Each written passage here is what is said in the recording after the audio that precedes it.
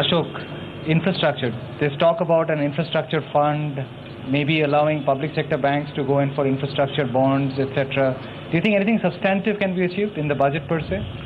I mean, as most of the panelists have said, one of the bigger challenges, Udyan, on the infrastructure side is a mechanism to award and support implementation of those projects.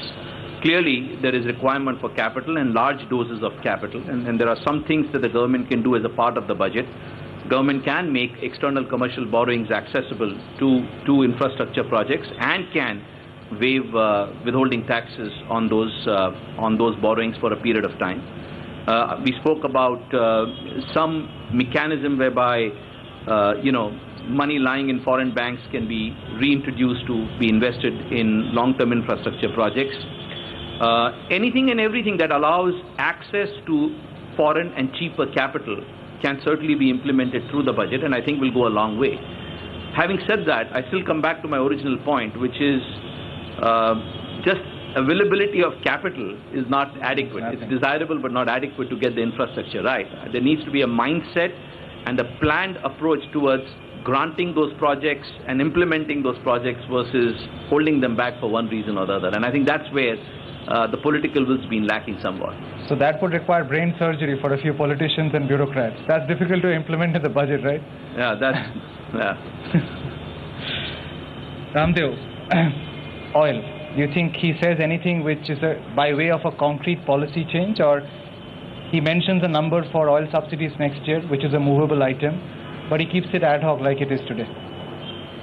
Yeah, so you have to wait for, I mean, there is no belief in whatever is said in the budget, this thing, I mean, or any forums. I mean, we have seen diesel is deregulated, but nothing happens.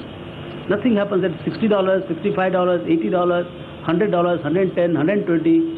At what? At 150 will reform? So I think the whole thing is lack of clarity about what they want to do. So I don't know. I mean, it's a situation where there will be actual loss. I mean, you are collecting whatever you are collecting, 40, 50 rupees, 42 rupees, 43 rupees, but actual cost is 13, 14 rupees higher, the way you calculate. So how do you bridge that gap? If there is any kind of reform, it will be very closely looked into.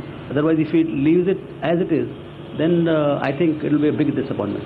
On that, Nilesh, the market's expectation is low on oil, but on fertilizers, the expectation is high that something will happen on urea. Definitely, market is, I mean, as any rational investor, market is expecting that let's have a policy and stick to it. So if you want to give 1,50,000 crore by way of subsidy, put that number and figure out how we are going to fund it. Now, let's take extreme example. You are willing to give subsidy on food, fuel, fertilizer, everything.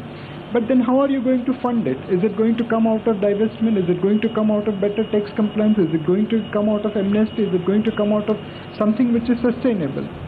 We had 13% tax to GDP ratio some years back.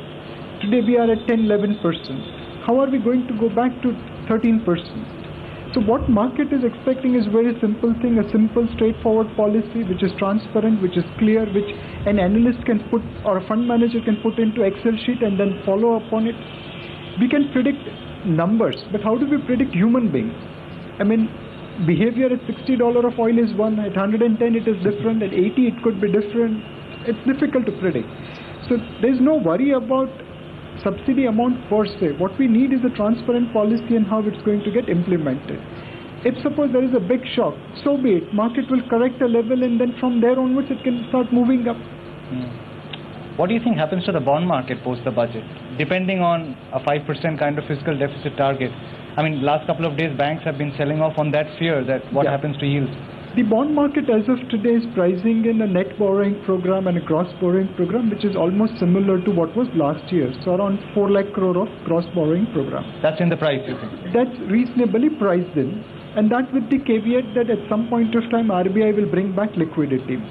The market is inherently believing that RBI is such a smart doctor that they have realized that if I keep a patient hungry for 3 months, his fat will burn. If I keep it hungry for another 3 months, his results will go away. And if he is hungry even after 6 months, probably his conditions will become critical. From June 08, the economy has been deprived of liquidity. It's running at 100,000 crore, 60,000 crore, 80,000 crore. Effectively, you have taken away the fat and the reserves of the economy, and liquidity should come back. So assuming that liquidity will come back in April, May, June, whenever RBI is releasing it back, and the borrowing program is 400,000 crore, the 10-year yield should range probably between 8 to 8.5%. This is what market is believing today. This is what market is pricing in today.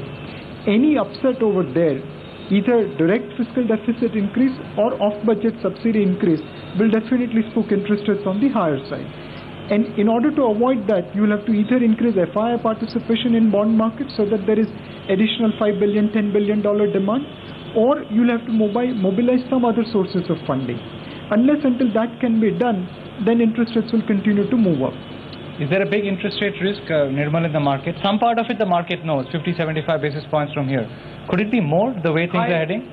Unless something goes haywire on global, so there is on the crude oil front or on the FI's outflow, I think that risk to my mind is not beyond that. 50 to 75 basis points from here on in this calendar year is what we'll see the worst case scenario. Even if we have an expansionary, fiscally loose kind of budget which worries the Reserve Bank? I think, yeah, that is all what we are seeing. The current interest rates which are very high is also, as Nilesh said, that all those things are already factored in.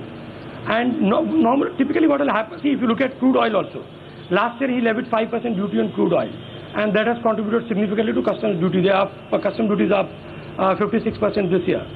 So most of the things work both ways. But I personally think that, given various things that we are seeing, that he'll at least optically announce 4.7% fiscal deficit, I don't see risk beyond that.